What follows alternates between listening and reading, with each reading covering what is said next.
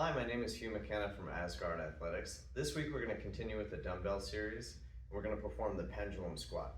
This is one of my favorite exercises because it takes you into an athletic stance that you see across all sports and is very important to build like the proper musculature, to be able to cut left and right, to be able to run forward, run backwards.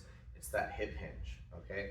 So you're going to drive your hips backwards, chest forward, your glutes are going to come into like a stretched position. They're going to be able to fire as you come into hip extension here. So you go back into hip flexion, the glutes get loaded and stretched, and they fire when you come into hip extension to perform that athletic movement, whether it be jumping, running, sprinting, cutting left and right, running backwards, anything really.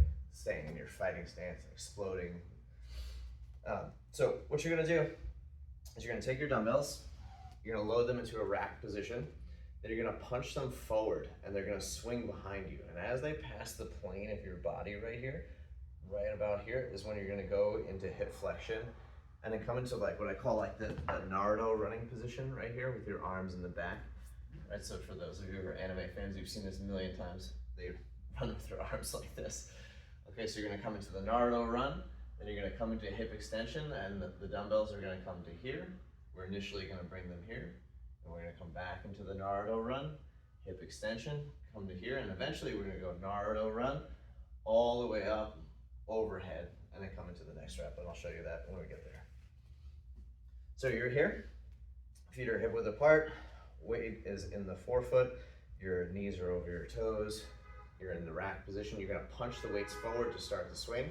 So you punch, hip hinge, up, hip hinge, extension, flexion, extension, flexion, extension, flexion, extension.